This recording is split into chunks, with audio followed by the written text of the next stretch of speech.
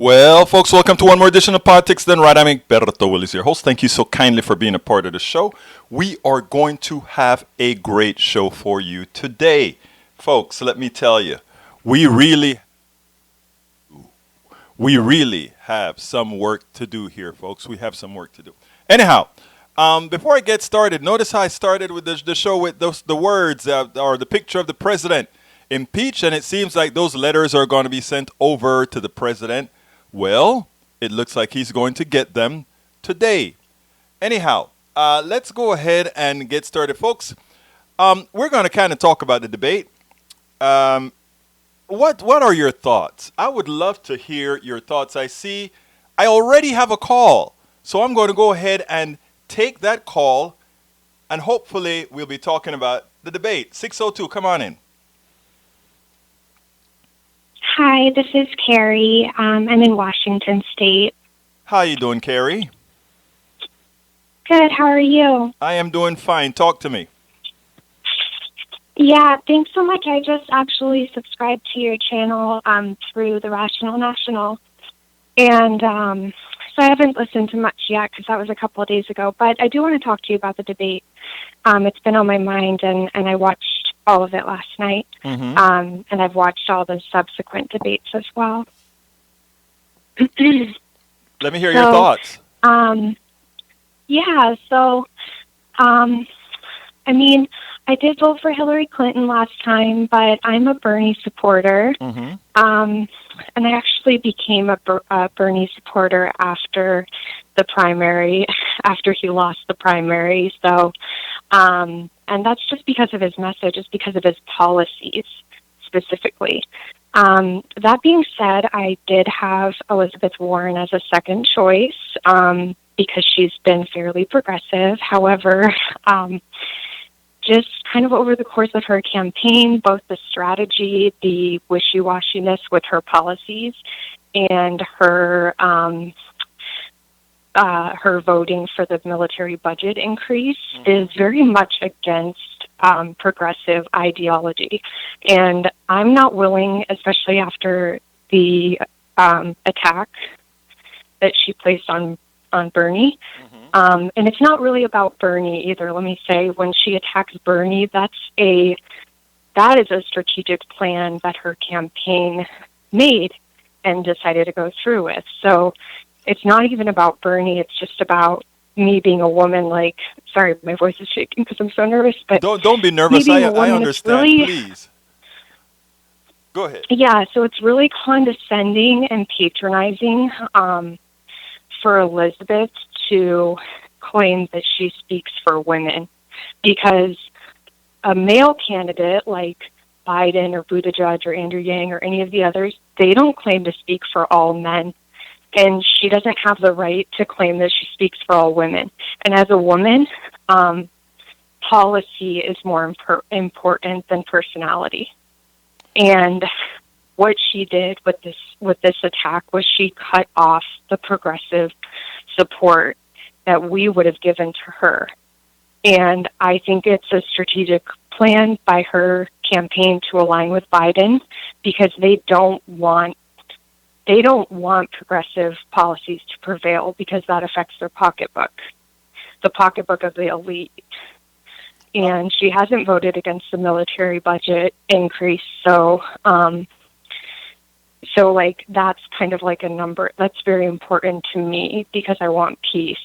Let me tell you, I don't have time for, sorry. Let me tell you my thoughts.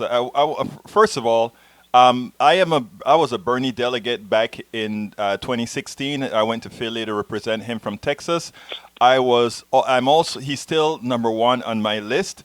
Elizabeth is still number two on my list. And look, Elizabeth Warren has the numbers. She knows the values. She also, I have a hunch that she plays the politics very well. And in playing the politics very well, that also concerns me from not only last night debate. While the attack on Bernie Sanders, I try to stay neutral on that because I wasn't there, So one person says he said something, the other person says he did not. The reason I don't want to weigh in on that is I can see, let me give an example. I can see them saying, well, I don't think a woman is going to win XYZ or whatever, but not being the intent of saying, oh, a woman can't win the presidency, because anybody who watched, anybody who understands politics know that Hillary Clinton lost 2016. Not big. Yes, there was a lot of misogyny. There was a lot of all these other issues attached to it. But had she not taken Detroit, had she not taken Milwaukee, had she not taken certain parts of Pittsburgh for granted and listened to what Michael Moore was saying for a long time, those 80,000 votes would not have been very difficult to get at all. So we, for all practical purposes, have already shown that with the misogyny and much more, we would elect a woman, albeit Right. she has a harder point. But that said, let me tell you what bothered me about the debate. Did you notice that Okay. she did not once mention the word Medicare for all? Oh, right. Yeah, I saw that on your headline. Yeah, I mean, I guess I didn't notice that specifically, but now I do that Yeah, you're I pointing went it ahead out. and I looked. Um, Okay, I tried looking, and then I went to the transcript, and the transcript. I mean, I read it real fast, but I don't think there was anywhere within that transcript that said that showed Medicare for all. hmm But but you know that Yeah, that's, I mean, yeah. So that that's one concerned of me. the Now other again, things she's that, still my oh, go ahead. number. Yeah. She's still my number two. I'm still watching. We can't. You know, I mean, when you're talking about the political game, there's a whole lot that goes on there that you're not quite sure. You know, I mean, how they're going to play things, how things are going to materialize. So I give everybody the benefit of the doubt, and I think we should. Yeah, I mean, yeah, I do. I think that I react emotionally sometimes, and I just really don't. It just puts a really bad taste in my mouth when It I see did. her behave that Understood. way. However, it's like, okay, we're going to give her the benefit of a doubt, and it's like, if I don't know if the military budget is a big deal to you, It is. but It's a I huge heard her deal. contradict her own. She contradicted her own vote on this. She's voted both times for a military budget increase, and last night during the debate, she mentioned that she was going to decrease. I'm sorry if I said decrease. She voted to increase the military budget, and last night she said we need to decrease the military budget. Well, her vote says otherwise. hmm Her voting record says By the way, I'm otherwise curious. in I the hadn't last followed 2 this. years. Did Bernie vote for that as well, or He's the only candidate on that stage that voted no. And I mean, obviously Biden can't vote in that, but he voted yeah, no on the military budget increase. right? Okay. Well, look. Thank you so kindly for your call. Please keep listening. Please keep following. And again, this is going to be a long, long haul. Let's just stick with it and see where it goes from there. Okay? Thanks, Egberto. And one last thing. Yes. I just want you to know, I mean, I will still consider her like, a distant second or what have you, but I just wanted to point out what an issue that's important to me. So And thank you. it is important for you to have your voice. Thank you so kindly for being with us. All right. Have a good day. You too now. Okay, folks, we have a lot to talk about. What I want to start with is I want to start you off with, first of all, the disc that our caller was just talking about. I want to let you see what it actually looked like. I did a piece on it right as it happened last night. So here we go. Just got through watching the Democratic debate, and I saw something between Elizabeth Warren and Bernie Sanders that I'm not sure what it means. You guys can probably tell me, but it seemed to me like she sort of gave Bernie Sanders sort of a diss there. Check this out. Take a look. She's shaking Biden's hands. Then she comes up to Bernie. Bernie extends his hand. She kind of moves back, and it seems like they're having some sort of a conversation. And then he backs off, and they leave. Starr tries to talk to him. I am not sure what that means. I am not sure what that means. But could that be some sort of an issue that we're looking at? Check it out again. She talks to Bernie Sanders, or rather, she talks to Joe Biden, and then she goes to Bernie Sanders. And when he extends his hand, does she have a cold or something? No, she actually shaked Biden's hands. So what is that about? I guess we're going to find out a little bit later. Okay, folks, I just kind of wanted you to see what that looked like. Now, the thing that I want to get to you, however, is a response that I gave to a caller yesterday. Check this out. Brad, come on in line 3. Hey, Berto, how you doing? I am doing fine, sir. Talk to me. You know, I don't have a problem with. I do have a problem with socialized medicine. Mm-hmm. Okay, because here's the thing: I have no problem taking care of the person that got hit by the drunk driver, Mm-hmm. but I have a big problem taking care of the drunk driver. Right. I hear you. Okay. I hear you. So here's the thing: I think you're an honest guy for the most part. Okay. What did you eat this morning? If I may be so bold. No, I know where you're going, and let me first tell you that. I do. No, Yeah, and, you do. and I'm so happy that you went there. I No, you're not, because I'm going to have to put you in your place where you belong. Actually, you're not going to, because I work out every day. I work out 5 days a week. I eat well, and I balance what I eat. I was a bad eater right here at KPFT. The emergency had to come and get me because my blood pressure was 240 over 140. And that was the turning point in my life where I took some of the messaging that I know you're about to give to all America here on my show. So I appreciate what you're talking about. But let me tell you, okay, first tell them people real quickly, because I want to get to the other calls. Tell them real quickly what you've told me before. Go ahead. Well, I've told you a lot of times. Well, one, just go to Walmart, and that should not support socialized medicine if you see all the people waddle into Walmart, okay? Okay. Here's the thing. If you believe in socialized medicine, I want you to, when the vegans have their show, you know, when is it, Monday night or something? Right. I want you to be up there and you tell the vegans, hey, vegans, I want your hard-earned money to go to people who basically have been just living on a meat diet. Right. Okay, tell them Brad, that because you got these guys at prostate cancer, Brad, heart disease. I got you. I want to stop Tell the you. vegans that they Brad. need their money to go to people who basically eat dead animals. Hear me a little bit here, okay? I understand you're punitive. You want to be punitive, okay? But here's the issue. Some people have the food problem that they have that really causes health issues.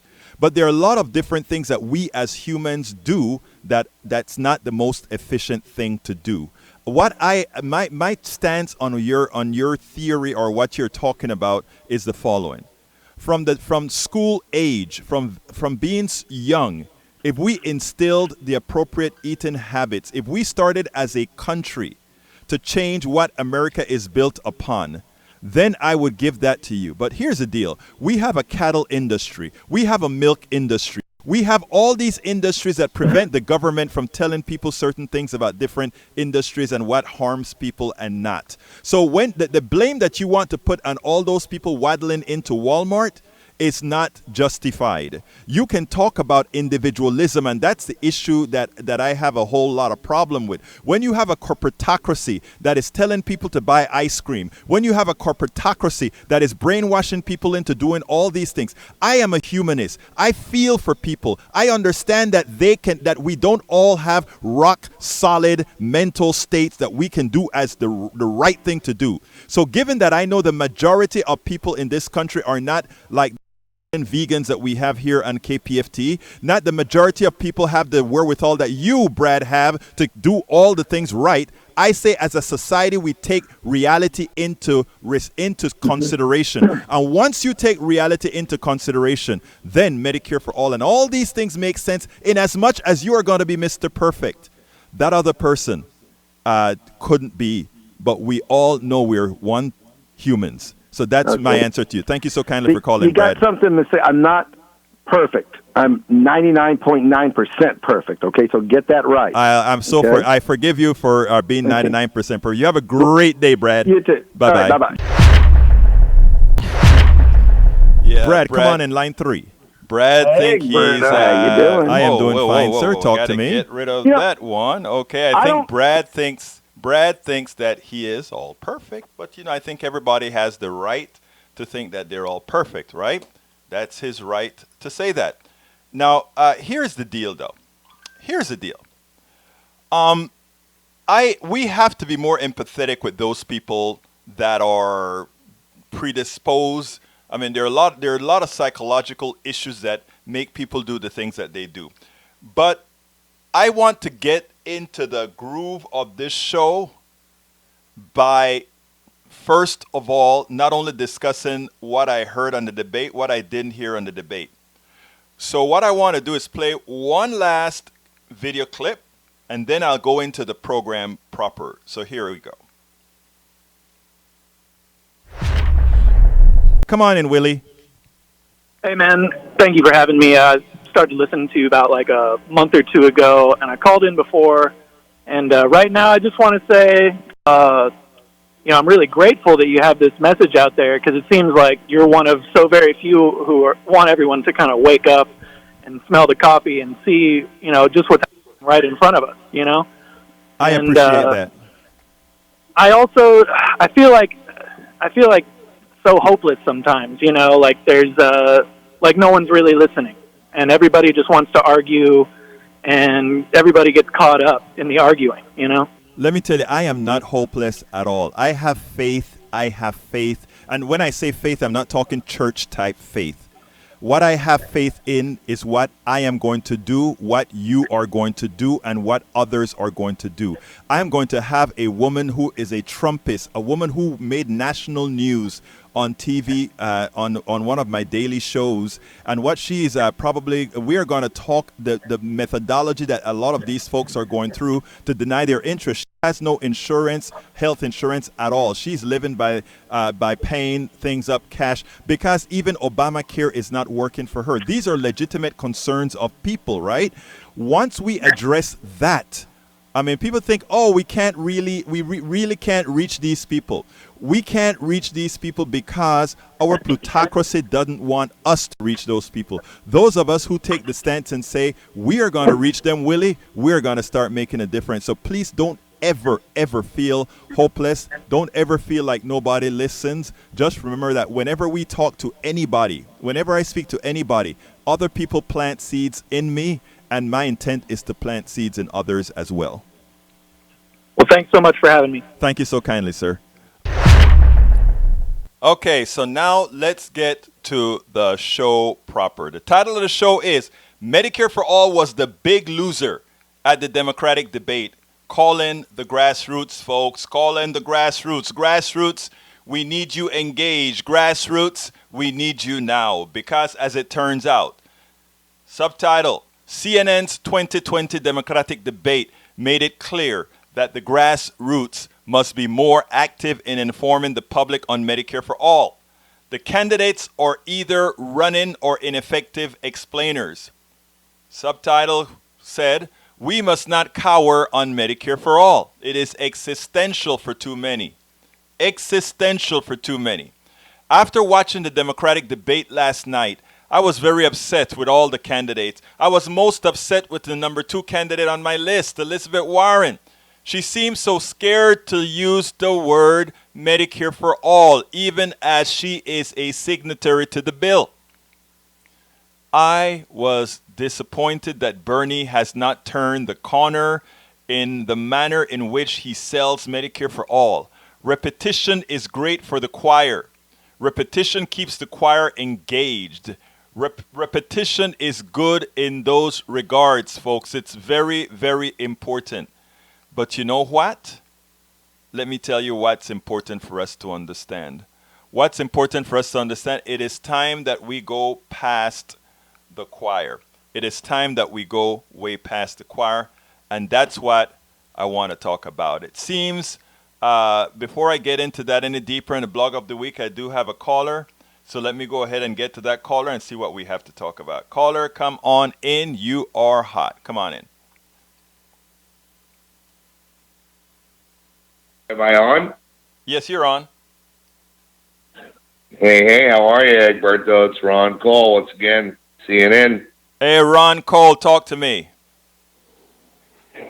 So I like your subject. You Are you thinking that you're losing, or that we're losing some momentum as far as Medicare for all? There's no doubt.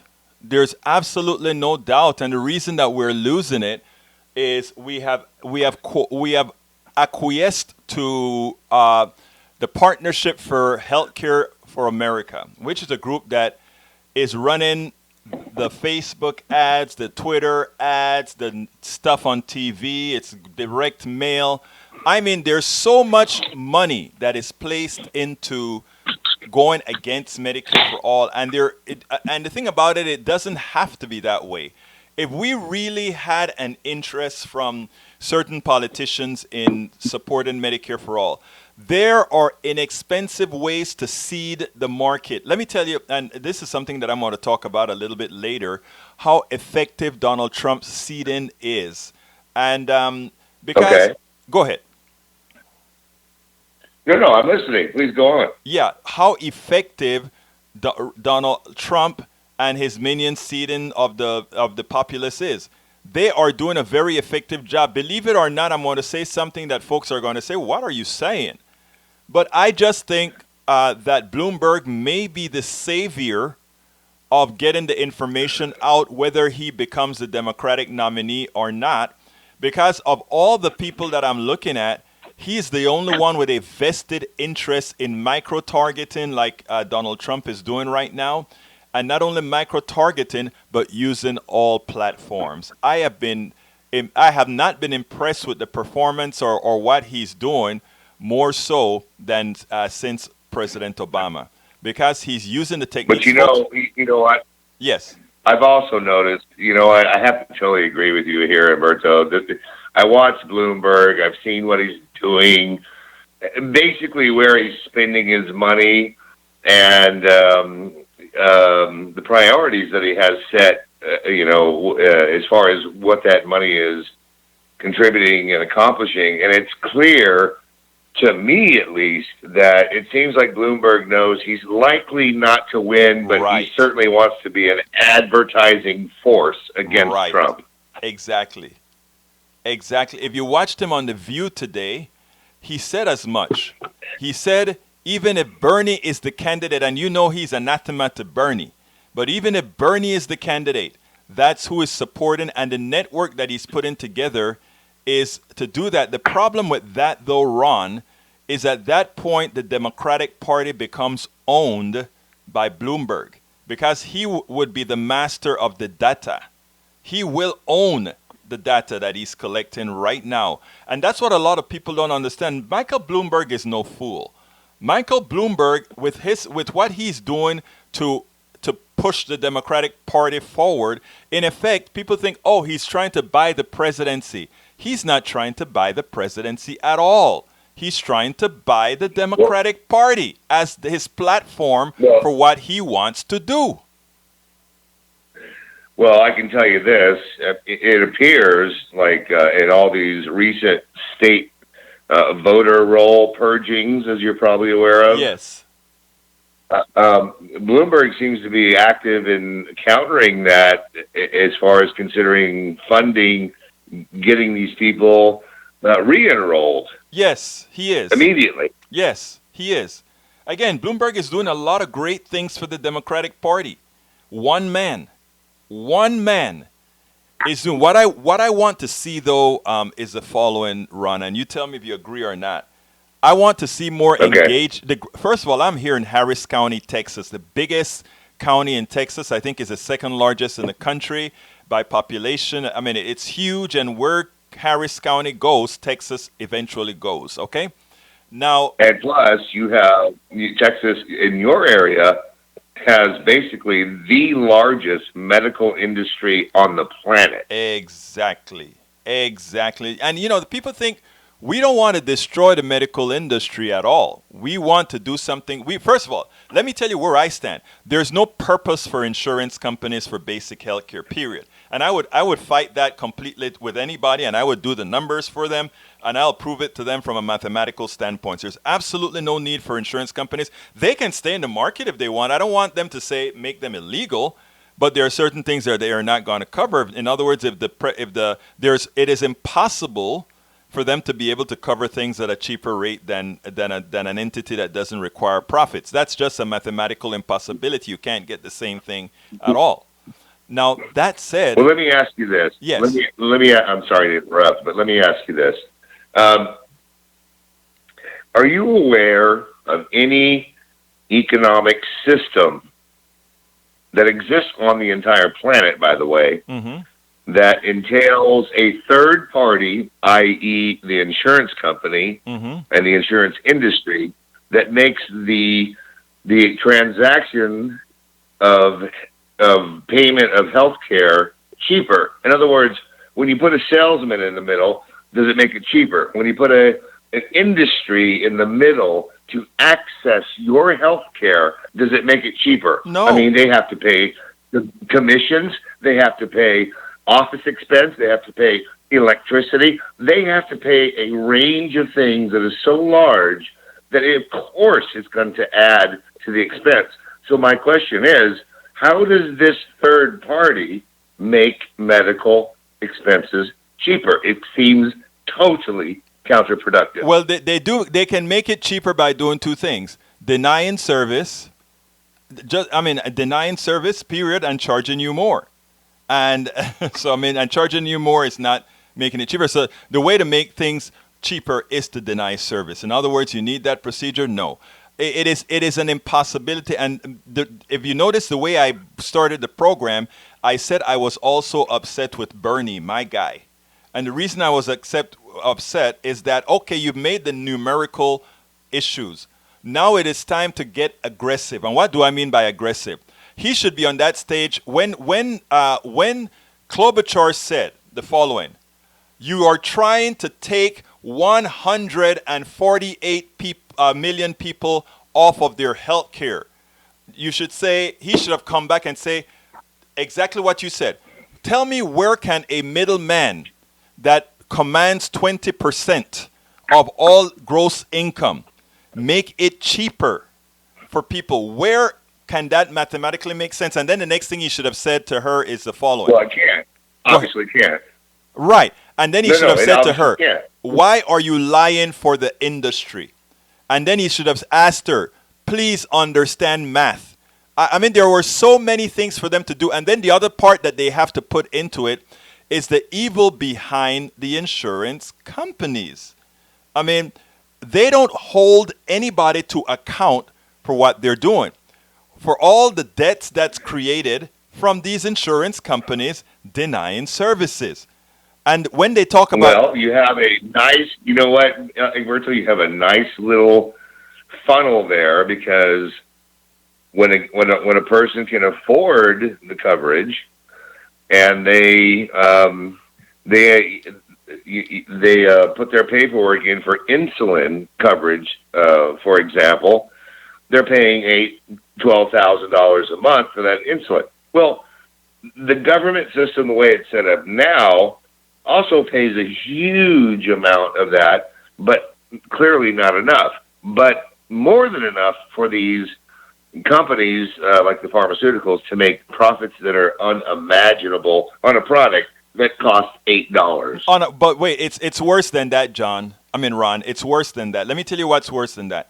Insulin is no longer under patent, or I don't even know it was ever under patent, but it's not under patent.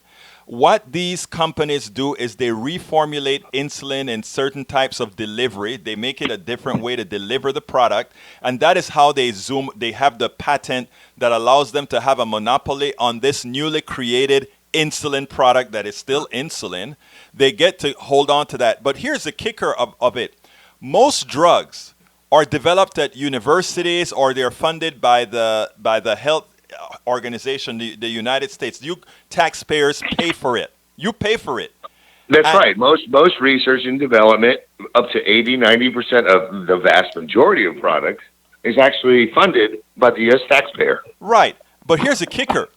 And when it's about to turn into a product, they buy that from the university or whatever, and then they do their final research on that, and then they suck it to you. But here's the kicker. Let's say we wanted to keep capitalism in health in health insurance or whatever you want to, or in healthcare for the pharmaceuticals, right? Let's say that's what we want to do.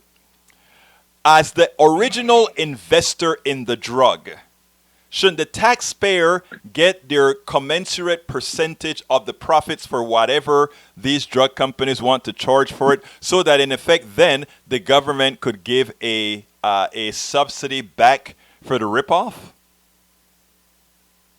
See, now you see the profit. Exactly. Exactly. So what it is, And it's you know socialism. what? So we've established clearly, you and I both know how this works, and hopefully some of the listeners understand how this works out. But here's the next stage of our conversation, so we don't go on forever, is how do we translate this in a meaningful way that convinces people to pay attention to this issue when we live in an atmosphere where every second of your attention is absorbed like a sponge for everything else? I know how to do that, but it's not one person. Let me tell you, there's this stuff called geometric progression, and I was speaking to a Trumpster the other day, and that's how they did it, right? Donald Trump would be at 20%. If it wasn't for him seeding the market, seeding things, he would be at 20% or less, all right? But what Donald Trump knows how to do very well is that he knows how to seed the market with misinformation. The thing about it is we would seed the market with truths, right? And the thing about it is the truth is actually easier to understand than the hoops they have to go through for their lies. But what happens is... Well, propaganda is always difficult to frame, but it's, Egberto, we only have to go back to World War II, Germany, Japan, Italy, and a variance of other places to understand how effective propaganda really is and how almost institutionalized it is. So it's going to be used. So how do you break through that? Again, what we are going to do, what we have to do, first of all, programs like mine need to be shared all over the place, and it's not only mine. There's Jim Black, and there are quite a few others that are talking this issue online, and a lot of us also don't only do this online. I do this online. I do this over the air at KPFT 90.1 FM Houston, and we go to different functions. We walk the beat where we actually touch flesh and blood people.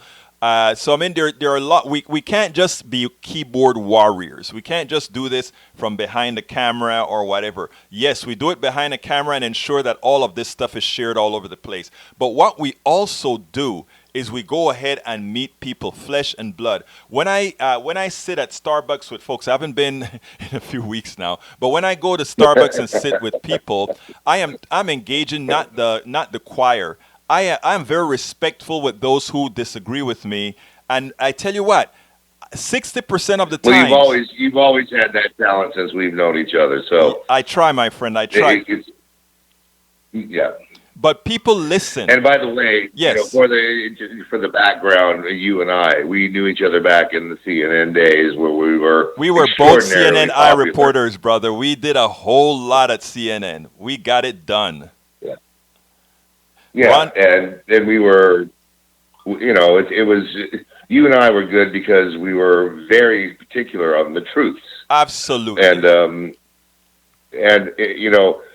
so a little background for the listeners, but, I agree with you. You have to take action. These are tiny victories. If you had to come up with a message, which is the perplexing situation I'm in, to convince people, look, there's no way to reduce this cost unless we have some kind of consolidated effort via the government. What is that message? I'm still perplexed on what to do. I am going to let me tell you personally what I'm going to do. I'm going to start getting meme generators to do the same things, but just because let me give a good example, right? Right now, one of the things that the Partnership for the Future of American Healthcare is putting out is they're trying to say you don't want somebody telling you want freedom to choose your doctor, And they make the assumption that that's not in Medicare. Medicare for all allows you to choose your doctor, but an insurance company does not.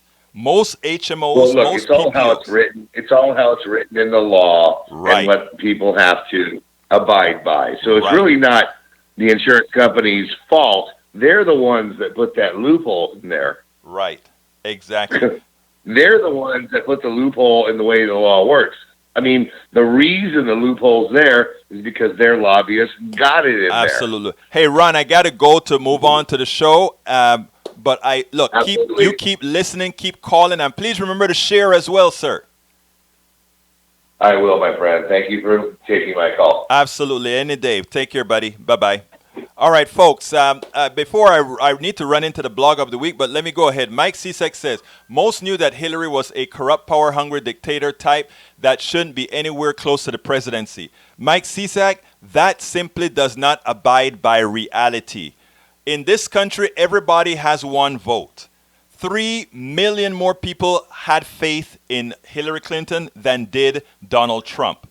Donald Trump, remember, won because of an aberration in the Constitution that takes away real democracy. More people wanted Hillary than wanted Donald Trump. So a statement that says most knew that Hillary was a corrupt, power-hungry dictator makes no sense. What you should say is most electors, which followed the states, and that has nothing to do with most people.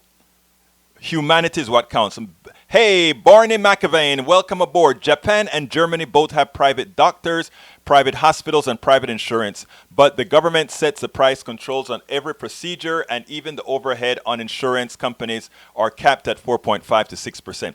That is true, but let me tell you, a lot of these companies do have they have the private system in there, right? On health insurance and so forth. But here's my take on this.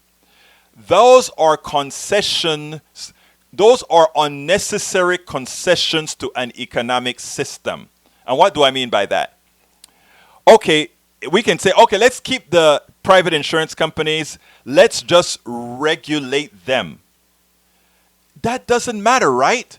Because the mere fact, like Ron Cole just said, the mere fact that you have a middleman in there means that there are costs associated with having a middleman. And there's nothing they can do to save cost. You can say, oh, people like say, well, insurance companies manage risk. You only have to manage risk if you are fighting for different groups of Americans. In a single payer system, there's no risk that you are going to manage because there's one risk, the total risk of the entire country. And those are things that we have to explain, and those are things that we have to continue to hit and hit again. Because the evil folk that run the Partnership for the Future of America, the evil people that do not support Medicare for all and misinform people about Medicare for all is what we have to counter. And we must counter them graphically. Those people know the truth. They know that having a middleman just to pay a bill costs more. They know that people that could otherwise get service won't, because that rich guy sitting at his pool expecting his dividend has to be paid. They know that. So if they know that that kills, is that not the definition of evil? Please answer me, folks. You can call me as well, 646-716-5812. 646-716-5812. Okay, Daniel Ledo says, sure would help in the U.S. if hospitals had to disclose the cost of service prior. How would that help, Daniel Ledo? If you have a broken leg, and are you going to go ahead and say, okay, the hospital 100 miles away has a cheaper price? I don't think so. You guys, here's a problem. Here's a problem with healthcare in this country. We are trying to fit healthcare into an economic model instead of making the economic model support the realities of healthcare. I repeat, we are trying to fit healthcare into an economic model instead of making sure the economic model fits healthcare as it really is.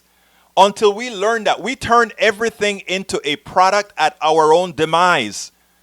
We've allowed an economic system to dictate everything about humanity. And in the process, because that economic system has no human values, it acts accordingly. Okay, let's see. Robert Paul Hard. Robert, welcome aboard Politics Done Right. He says, my insulin just jumped $400. I imagine that is $400. Oh, $400 a month from $139 to $1727. Oh my God.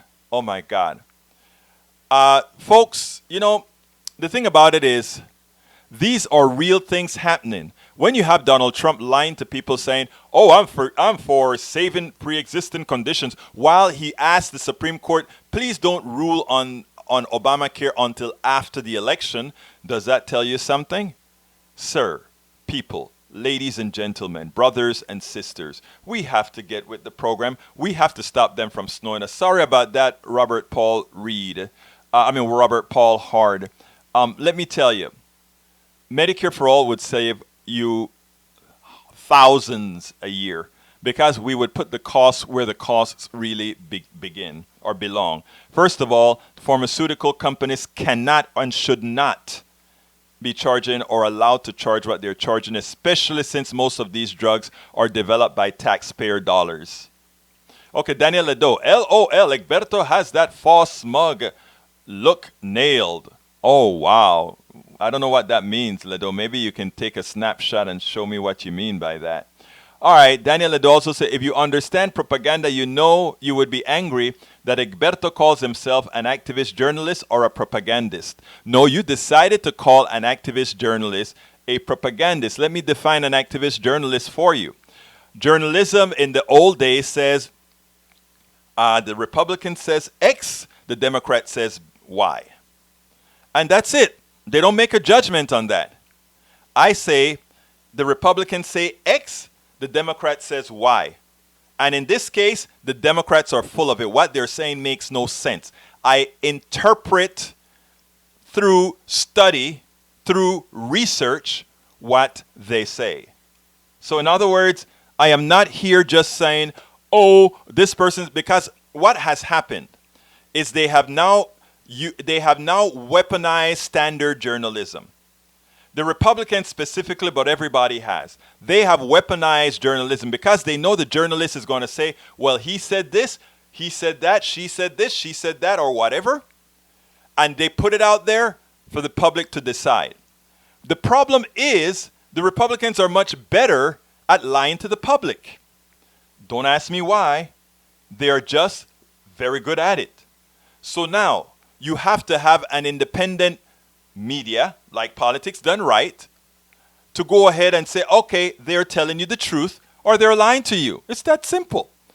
And that's what I call an activist journalist. In other words, we're not passive journalists. We don't just go ahead and listen, put out what somebody says. We don't allow people to use us as just a platform to give their message out. If you lie to us, we go ahead and we point out that it's a lie. If it's the truth, we go out and tell you that it's the truth. There's no magic to it. And, you know, in these days, it's not difficult to find out the truth.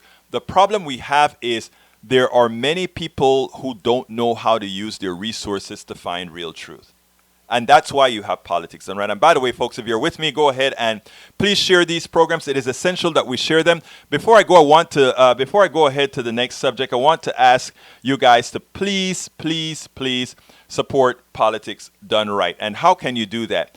You can support Politics Done Right by going to, I'm going to put it in the feed right now, but you can go to patreon.com/Politics Done Right. That is patreon.com/Politics Done Right. And our subscription starts very low, $1.99. You can also, if you're listening to us via YouTube, you can go ahead and click on that $ and give us a what's called a message up or something like no, it's called a top chat.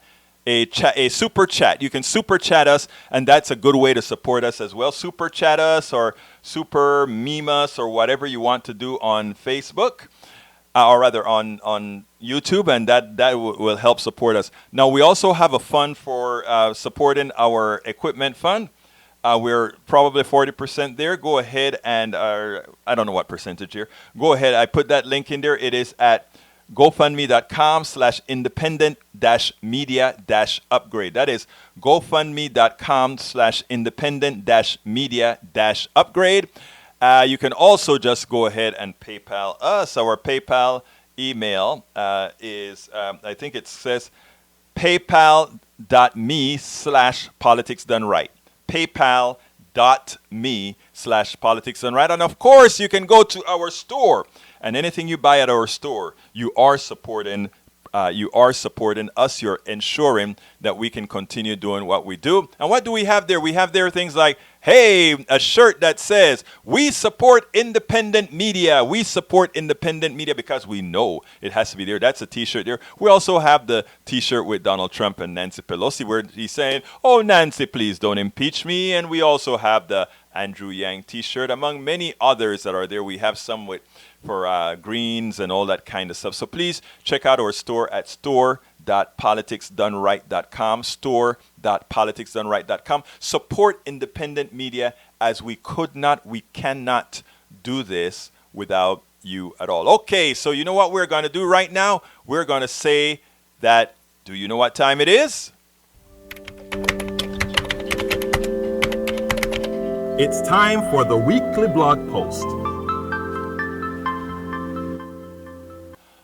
Okay, this blog post is based on what occurred yesterday, and I played that video already, but I want to read deeper into that. So here's the blog post. It goes as follows. The powers want us to feel hopeless and helpless. Here is my answer. Many Americans are feeling hopeless and helpless. This is by design. This and chaos allow the plutocracy to function virtually unabated. Yesterday, I received a call from a fairly new listener to Politics Done Right at KPFT 90.1 FM in Houston.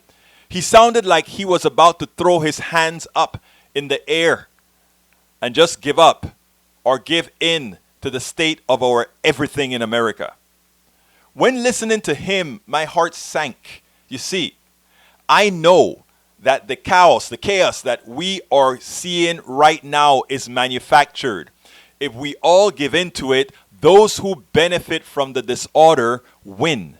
And we the people suffer. The caller was grateful that our show is not about ever giving up, but fighting for what we know is right, even as many are misled. I feel so hopeless sometimes, the caller said, like no one is really listening and everybody just wants to argue and everybody gets caught up in arguing. I pointed out to the caller that I am not hopeless. No one should be. As long as this country still has one person, one vote, we can change things. And that is what we have to keep within our inner self. We can change things. We can change things. Never forget it, brothers and sisters. I pointed out what is required, however, is a different form of engagement. We have been trained just to demonize the other side, polarization. I stop. When I talk to those who oppose me, like those even in the chat room right now, Daniel Ledo and Mike Cisak, these are guys that disagree with me, and I know at some point in time, because they're regulars, because they're always here, that eventually they will either come to some sort of a consensus, even if they don't agree, that much of what we're saying, because it's based on math and reality, should really be realized. And we're not looking for somebody to say, oh my God, you were so right. That's not the issue. The issue is for people to develop a trust in you so that they know that you are looking out for them. You're looking out for what's best. You're looking out for what's going to make the lives better, not only of them, but their kids and their families and their mothers and their fathers and their daughters and their cousins and everybody else. That trust comes not in one day. That trust comes not with one conversation. That trust comes when people see you with the same behavior, with the same empathy over and over again. In other words, it's not an act, it's a part of your inner being. We all have to develop that so that people, whether they agree with you or not, they develop that trust. The powers that be has selectively created two poles designed to control both minds in both directions. Ironically, these powers are one and in the same. That is why you will see establishment Democrats and establishment Republicans using the same talking points. Medicare for all. You're going to take away the insurance of 148 million people. Did a Republican say that? Yes. Did an establishment Democrat say that? Yes. What are Americans to vote for if they think what's working now isn't working? What we're doing now isn't working? What choice do they have? If both sides are saying the same thing, why not stick with Donald Trump? Hey, Donald Trump says the economy is going through the roof. Donald Trump, you can actually see a stock market at 29,000. You can actually see a lot of things on the facade that looks good. So why, if these two people are saying the same thing, should Americans vote for the left or supposed left or establishment Democrat? Why should they do that? They know they have Trump. They don't like Trump, and Trump said it best. You don't like me, but you're going to vote for me because look at what I did with the stock market. Look at what I did with employment. I mean, they're all facades. Yeah, employment is low, but people are working for pennies. Yeah, the stock market is going through the roof, but it only benefits a select few, very few. But it has the semblance of prosperity.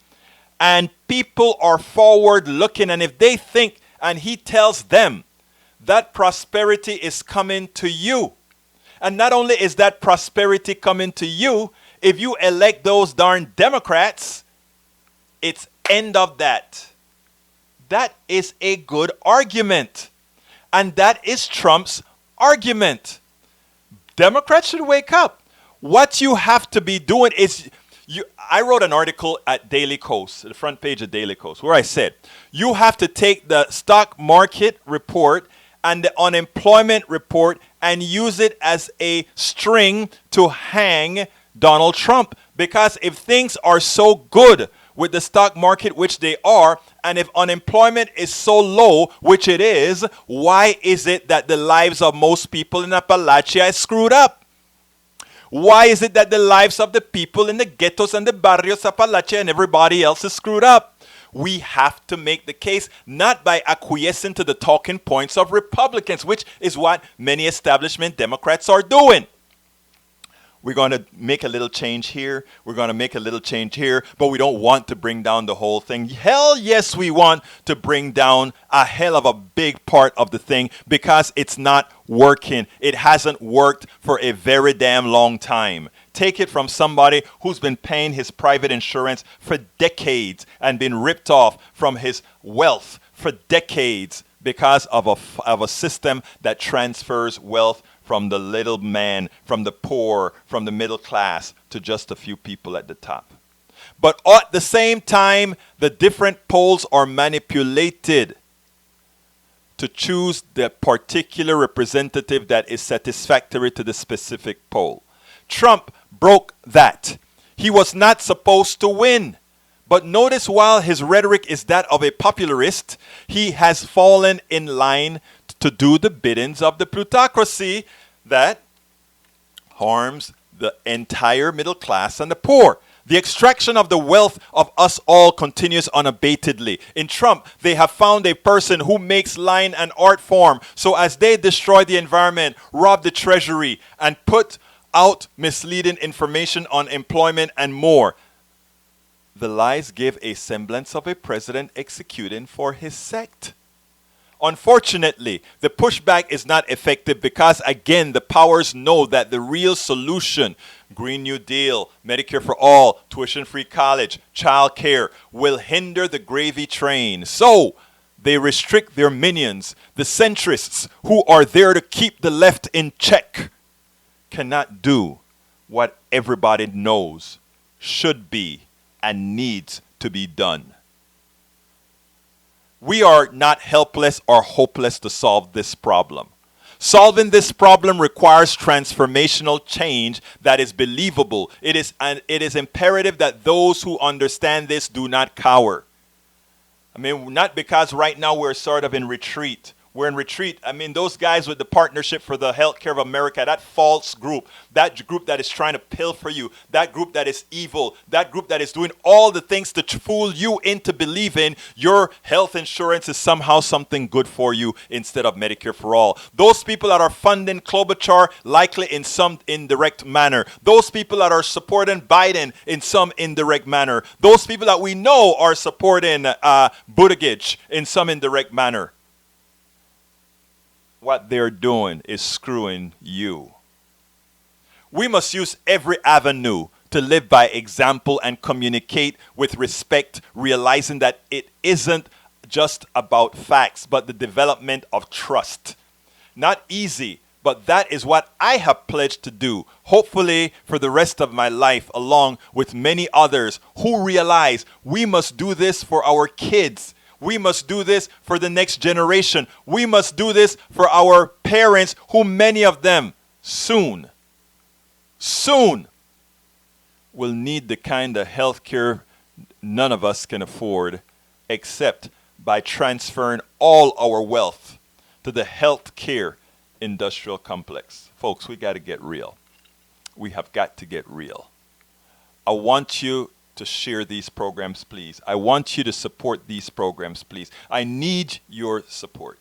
Not I. We need our support. We need to keep these things going. So please, folks, if you will, please remember to go to you can give us a call, 646-716-5812. I have time for one call. 646-716-5812. 646-716-5812. And please remember, you can always support Politics Done Right by going to one of the links that I've already placed in there. I'm going to call them out shortly again, but you can find them all at politicsdoneright.com in the sidebar. But please go to patreon.com/politicsdoneright. That's patreon.com/politicsdoneright. Become a patron. Support what you know we need to do to get the message out. Likewise, please go to gofundme.com/independent-media-upgrade. That is gofundme.com/independent-media-upgrade. Of course, you can fund us through PayPal. That is paypal.me/politicsdoneright. That is paypal.me/politicsdoneright. And always go to our store.politicsdoneright.com. We need you at our store.politicsdoneright.com. And please wear proudly that you support independent media. Here we go. I support independent media right there on the t-shirt. Please go ahead and support us. We need your support. We need you. This is coming to the end of Politics Done Right. So you know, my name is Egberto Willies. This is Politics Done Right. And you know how I end this baby. I am what? Out!